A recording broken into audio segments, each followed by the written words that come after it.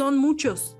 Vienen a pie, vienen riendo. Bajaron por Melchor Ocampo, La Reforma, Juárez, 5 de Mayo, muchachos y muchachas estudiantes que van del brazo en la manifestación con la misma alegría con que hace apenas unos días iban a la feria. Jóvenes despreocupados que no saben que mañana, dentro de 2 días, dentro de 4, estarán allí, hinchándose bajo la lluvia, después de una feria en donde el centro del tiro al blanco lo serán ellos, niños blanco, niños que todo lo maravillan, niños para quienes todos los días son día de fiesta, hasta que el dueño de la barraca del tiro al blanco les dijo que se formaran, así el uno junto al otro, como la tira de pollitos plateados que avanzan en los juegos, clic, clic, clic, y pasa a la altura de los ojos. Apunten, ¡fuego! Se doblan para atrás, rozando la cortina de satín rojo. Fragmento de una obra de Elena Poniatowska. Hoy tenemos un tema fuerte, pero del que no queremos dejar de hablar. Estamos muy cerca de lo que es el recuerdo y la conmemoración de los movimientos estudiantiles del 68. Comenzamos.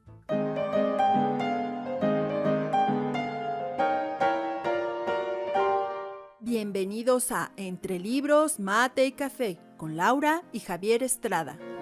Entre Libros, Mate y Café advierte que las opiniones vertidas en este podcast son de ávidos lectores a quienes les encanta opinar de lo que leen, porque la vida entre libros tiene más vidas.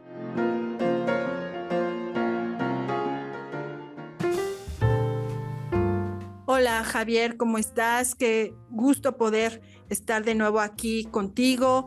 Nuevamente nos acompaña Libna. Hoy tenemos un tema muy importante, un tema que ha tomado una relevancia en estos tiempos en que México está nuevamente en una situación complicada en cuanto a temas de política. En fin, se están discutiendo algunos temas acerca de la milicia, de si debe o no debe estar en las calles. En fin, son temas que desde luego no somos expertos, no vamos a tratar, pero sí queremos hablar de lo que sabemos, de lo que conocemos y de lo que en la literatura ha dejado este movimiento. Libna, muchas gracias por estar con nosotros. Hola, Lau, gracias a ustedes. Javier, ¿cómo estás? Muy bien, gracias. Pues un tema efectivamente fuerte y muy cercano a otro aniversario más de aquel lamentable día donde muchos jóvenes, muchas personas perdieron la vida y donde sobre todo se vivenció que la famosa democracia de los pueblos pues no existe. Siempre cuando hay gobiernos totalitarios, oligárquicos, pues no se puede manifestar, ¿no?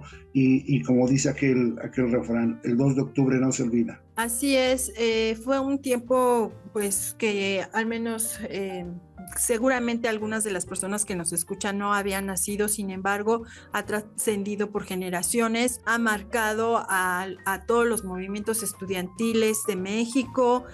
No hay universidad, no hay preparatoria en la que no se hable de esto.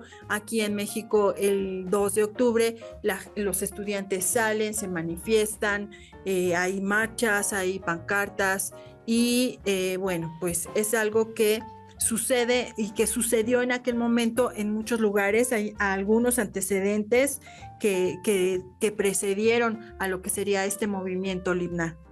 Sí, Francia, por ejemplo, ¿no? Estaba justamente en el mismo año. Pues estamos como que en medio de ya de un 26 de septiembre que fue Ayotzinapa y ahora pues ya 2 de octubre que nunca se ha dejado de conmemorar, con una situación pues bastante fuerte, pues penosa, la verdad, para el país, para todos los mexicanos.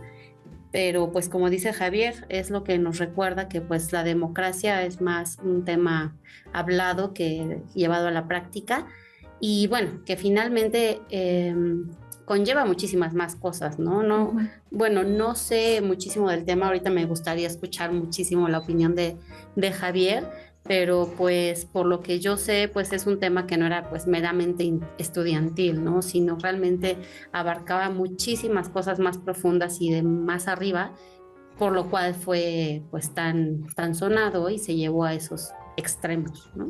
Claro, de hecho hemos escuchado a lo largo de los años historias de gente, no solo los estudiantes que participaban y que fueron llamados ese día, convocados a este evento, sino que también de la gente que, como decimos, ¿no? Que pasaba por ahí, a los familiares. Yo recuerdo una anécdota que escuché de alguien que una vez que pasa o que visita ese lugar, recuerda todos los zapatos, que había muchos zapatos regados y de la gente que corrió, que cayó y que fue dejando ahí pues sus zapatos. Y así vamos a escuchar. Yo recuerdo mi mamá pues nunca estuvo involucrada en estos temas. Ella ya trabajaba y ya tenía otro tipo de vida, pero sí, ella nos llegó a contar lo que escuchaba, ¿no? Toda la agitación, el temor que había de salir a las calles, y fueron una generación que fue marcada, que además los que no, a lo mejor en ese momento no tenían una lucha política, social, justo el que sucediera todo esto provocó un despertar en la sociedad mexicana, provocó que aquellos que ni siquiera estaban enterados quisieran enterarse, Javier. Sí, es correcto. Y fíjate qué convulsivo fue el año 68. Ahorita mencionaba Lina París y el famoso invasión soviética a la primavera de Praga, ¿no? Un movimiento muy similar. En todo el mundo se empezaron a gestar en los Estados Unidos movimientos sociales. Y bien recordabas, en ese año, creo que antes, mucho antes, pero habías nacido y pues realmente eras un bebé, ¿no? Y mi mamá, curiosamente, donde trabajaba, estaba inmerso, forzosamente tenía que estar en esa zona tan conflictiva. Tlatelolco está muy cerca de la Merced, donde trabajaba mi mamá, y ella, sí alguna vez me platicó, fue testigo ocular no estuvo justamente en la reyerta, pero sí todo lo que quedó, sí, toda esta presencia de los soldados, etcétera, ¿no? Me parece que es el vaso, la gota que derrama el vaso, el movimiento estudiantil. Nunca se había visto una situación tan cotidiana que era ese enfrentamiento entre estudiantes del Politécnico y de la universidad. Finalmente se convirtió en una lucha común. Se convoca el Consejo General de Huelga y por las calles de la Ciudad de México marchan hombro a hombro y codo a codo los estudiantes de las supuestas escuelas contrarias, ¿no? Con el único fin de presentar su pliego petitorio y que se deroguen algunas cosas. En este camino se montan algunas otras, algunos sindicatos, algunos de médicos, etcétera, y se convierte en un movimiento estudiantil social bien importante, sobre todo porque con la presión económica que había en aquel entonces, porque recordemos que se habían festejado, se había invertido muchísimo dinero en las Olimpiadas del 68, el gobierno totalitario del partido tricolor en el poder, comandados por Díaz Ordaz y ejecutadas todas las fechorías por Luis Echeverría Álvarez.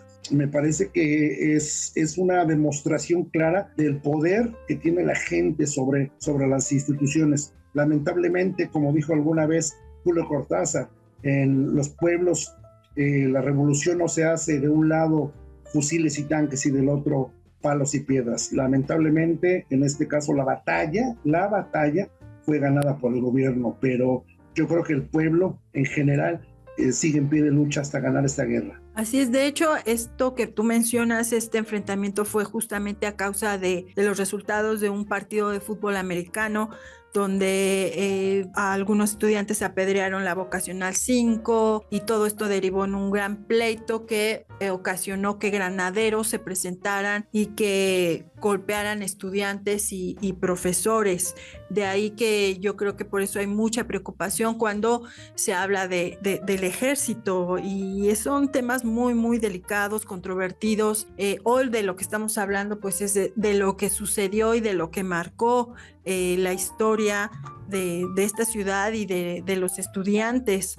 También fue fueron años muy convulsivos en todo el mundo porque había como una idea de cambio, había una idea también era una época de muchos ideales. Estamos hablando, si mal no recuerdo, Javier, veníamos de la generación baby boomers, donde se estaba moviendo en cuanto a nivel mundial, se estaban moviendo muchos los intereses hacia una estabilidad, hacia la búsqueda, una estabilidad basada en el consumo, basada en obtener, por ejemplo, cuestiones sociales como eran las pensiones para trabajadores. Se pensaba en que estudiar y tener un título profesional era la única o la mejor opción para poder superarse. Entonces, de ahí la importancia de que los estudiantes se convirtieran en una parte importante de la sociedad, Javier. Sí, finalmente debemos entender que el progreso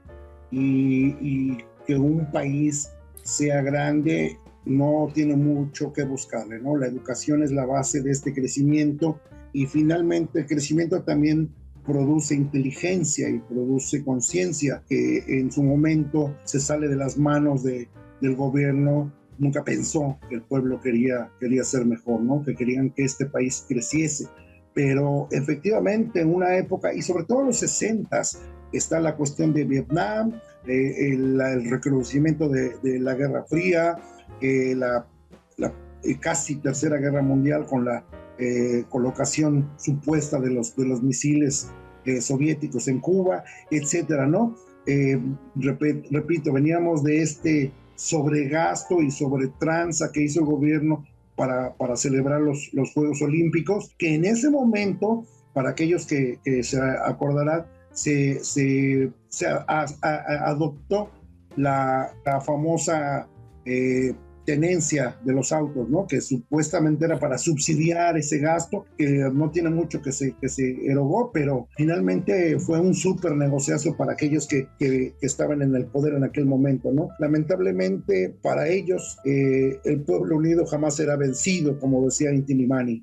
Así es, y Libna, cuenta, tú eres mucho más joven que este movimiento, pero ¿qué es lo que ha llegado hasta ti? ¿Qué es lo que has escuchado de este movimiento? No, pues bueno, como tú comentas, la verdad es que creo que sí es un tema sumamente controversial porque, digo, a mí me gusta pensarlo de la forma que lo estamos describiendo, lo que menciona Javier, un grupo de estudiantes que quieren pues pedir más, no conformarse, pero realmente analizando sí causa un poco de conflicto pensar todo lo que estaba pasando a nivel mundial y cómo realmente pues México era un punto pues muy relevante, ¿no?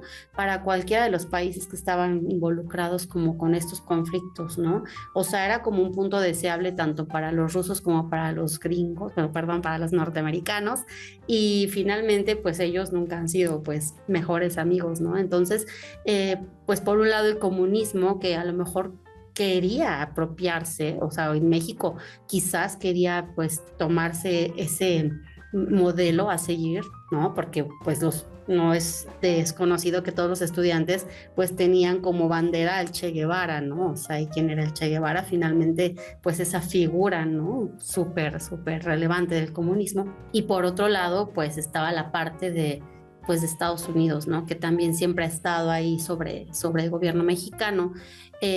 Por lo que yo sé, pues México estaba pasando por un momento pues económicamente creciente, ¿no? O sea, el tipo de cambio estaba bastante decente, pues había una inflación creo que del 2.5, 2.8%, o sea, no pasaba del 3%, creo que nunca hemos vuelto a llegar a esos niveles. Entonces, yo no es que apoyo la figura de Díaz Ordaz porque no es de mis personas favoritas, pero creo que sí siempre tendemos a satanizar una parte, ¿no?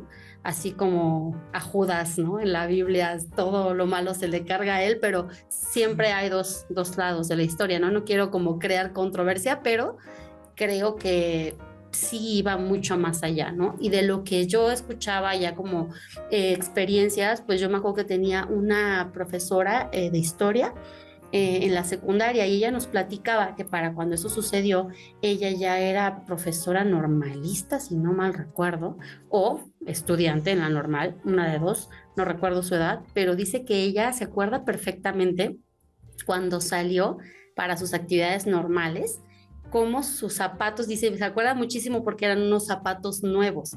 Ella dice que que estaba el piso pegajoso, que ella recuerda cómo se le pegaban las suelas en el piso y cómo se le mancharon de la orilla de la sangre que estaba en el piso, ¿no? Entonces yo creo que debió haber sido una experiencia, aunque como tu mami no lo hayan vivido en ese momento, yo creo que fue algo que impactó muchísimo a cualquier persona. Desde luego que la literatura y el mundo intelectual también se vio pues inmerso en estas situaciones, de lo cual se van a desprender varias obras importantes. Creo que la más famosa, la más conocida es la de La noche de Tlatelolco de Elena Poniatowska, aunque también tenemos El león que se agazapa de Norberto Trenzo, Los días y los años de Luis González de Alba, y también México, una democracia utópica de Sergio Cermeño, que son libros que les recomiendo muchísimo. Está este otro de La democracia en la calle, crónica del movimiento estudiantil mexicano,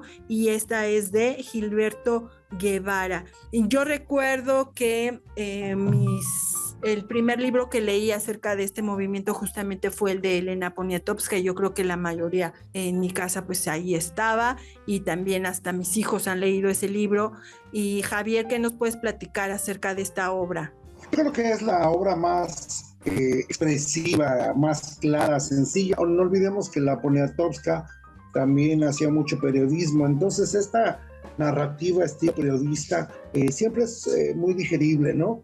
Aunque hay algunas cosas ahí, evidentemente Elena Poniatowska, la mayoría de los periodistas en aquella época pues tenía sus limitaciones. El gobierno tenía mucho control sobre los medios de comunicación, sobre todo lo que se hacía, pero finalmente yo creo que es la más representativa para entender un poco lo que es el movimiento del 68, este movimiento que pues culmina y da también un vuelco a toda una generación. No olvidemos en aquel entonces también la liberación de los hippies, el uso muy abierto de algunas drogas, el opio que se traía de Asia, el LSD, el concepto de la música cambia, ¿no? Empiezan a aparecer todos estos grupos rebeldes, arrancando por los Stones, siguiendo con los Doors, etcétera, ¿no?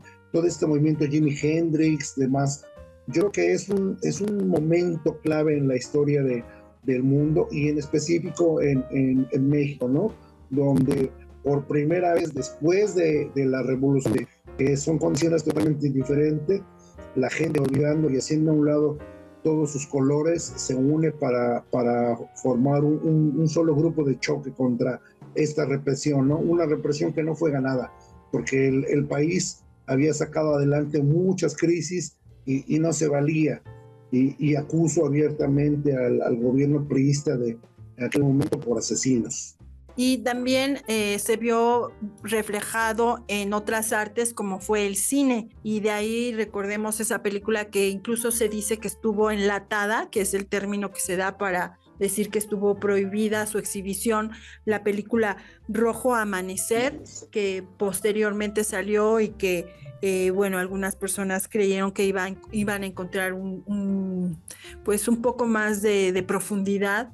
Al final no fue tan profunda como resultaba. Creo que en cierta forma fue censurada por cuestiones más que políticas morales, pero sin duda es una de las obras más representativas de este tiempo. Y bueno, ahí vamos a tener otra muy muy famosa, que es Un extraño enemigo, y así podemos buscarlas. Mucho de este material también lo vamos a encontrar ya en lo que sería las redes abiertas como YouTube, no necesariamente en plataformas. Y también les recomendamos El verano del 68. En fin, hay mucho al respecto, aunque pues la verdad, lo que sucedió, las motivaciones, como suele suceder en estos temas, finalmente nos dejan saber lo que quieren dejarnos saber, pero lo que sí tenemos las fuentes más fidedignas es la propia experiencia de nuestra familia, de nuestros profesores, de la gente que vivió, que estuvo ahí para testificar. A veces los libros de historia o la historia misma es manipulada, pero lo que no puede ser manipulado pues son los recuerdos, la conciencia de la gente que estuvo ahí, la conciencia de las personas que después, a mí pues ya lo hemos comentado en otros episodios, yo estuve en el CCH, en el Colegio de Ciencias y Humanidades, creo que los tres estuvimos, y de alguna manera siempre nos involucrábamos en movimientos, sabíamos, escuchábamos, participábamos en algunas actividades, y de esa manera es que hemos ido recogiendo testimonios, Javier. Sí, y para muestra, ahí sigue existiendo en la Plaza de las Tres Culturas, donde se llevó a cabo esa felonía, y están todavía en pie los edificios de Tlatelolco, donde muchos inquilinos ayudaron, ocultaron a los estudiantes en solidaridad por su lucha. En fin, ¿no? La historia no nos la podrán quitar. Ahí está para que sea conmemorado, y está el lugar, y en ese lugar seguramente los años no han borrado el libro de los compañeros y camaradas caídos. De hecho, a algunas personas, si un día vienen y visitan México, la Ciudad de México, vayan a Tlatelolco. Tlatelolco tiene muchísima historia desde prehispánica, famoso el mercado de Tlatelolco, donde llegaban muchas de las... era una zona de abasto de lo que fue la gran Tenochtitlan, y después también se vio muy afectada cuando el terremoto del 85, y pues hubo una gran pérdida, y fue el escenario principal de este movimiento de solidaridad entre mexicanos, donde el gobierno perdió la brújula, pero el pueblo mexicano se organizó, el pueblo sacó adelante esta situación, y lo que vivimos ahí, lo que se sintió en esos momentos, es algo que ningún libro de historia va a poder reflejar. No sé si seguramente hay poetas que han hablado de lo que pasó en aquel terremoto, pero los que nos tocó vivirlo, lo llevamos muy, muy dentro, y es esa atmósfera y ese comportamiento que tuvo todo el pueblo mexicano, no solo las personas de Ciudad de México, Javier. Es correcto, cómo olvidar ese 19 de septiembre, donde una pequeña niña tenía apenas unos meses de nacida, y te acordás, nos cogió en el cuarto piso y se sentía en serio. Y en ese momento yo estaba en la universidad, me tocó un día ir a Tlatelolco a sacar muertos y todo, lo cual me di cuenta que tenía mis límites con ciertas cosas, pero apoyé en la recolección de víveres, a abastecer esas familias, ¿no? Pero finalmente siempre en cada evento lamentablemente catastrófica, surge siempre la lealtad y el hermanazgo del pueblo mexicano. Ojalá que en algún momento algún gobierno le dé el valor que merece este pueblo, y que las cosas se hagan bien. Yo creo que tenemos todo para competir con cualquiera de primer mundo, pero pues bueno, hay que seguir en la lucha. Y para muestra, pues después también fueron los Juegos Olímpicos, ¿no? Para muestra, este país, este pueblo que puede ir desde la solidaridad más profunda hasta la alegría y la algarabía que hace vibrar al mundo. Creo que somos un pueblo extraordinario, como extraordinaria nuestra Latinoamérica. Yo sigo teniendo fe en la humanidad, sigo creyendo en el amor, llámenme ilusa, ingenua, como ustedes prefieran, pero sigo teniendo fe en que las cosas algún día van a cambiar para mejorar. Divna, estamos a punto de terminar. ¿Qué nos puedes decir acerca de este tema? Tus palabras finales. Pues nada nuevo, Lau, sino lo que siempre se dice, que pues no podemos olvidar nuestra historia, porque si lo olvidas estás totalmente destinado a repetirla. Entonces, pues aunque sean años y años de seguir conmemorando esta situación, como decía Javier, el 2 de octubre no se olvida, y pues mientras lo sigamos transmitiendo a las siguientes generaciones, pues no será olvidado, definitivamente. Así es. Javier, tus últimos comentarios.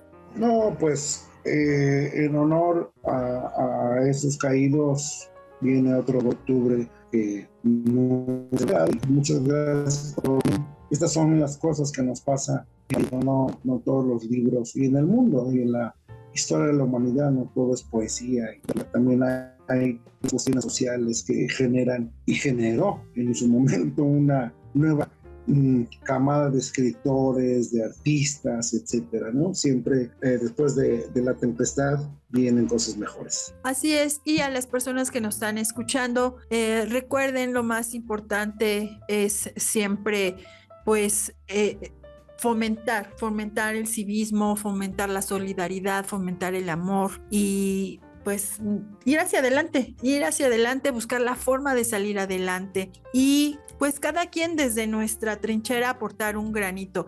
Recuerden que este podcast tiene por objetivo una mejora, es que la gente pueda interesarse por la literatura, para conocer nuevas historias, nuevos mundos. La literatura es algo tan maravilloso que nos expande no solo el conocimiento, sino también hasta el criterio y la fantasía. En fin, por eso yo siempre les recomiendo leer y pues desde este pequeñito grano de arena nosotros estamos aquí aportando lo que podemos, que es el invitarlos a que lean. Y les agradezco que hayan estado con nosotros. Les recordamos que nos busquen en redes sociales, en Facebook, Instagram, YouTube y las plataformas de audio como Spotify. Nos busquen como Entre Libros, Mate y Café. Recuerden que la vida entre libros tiene más vidas.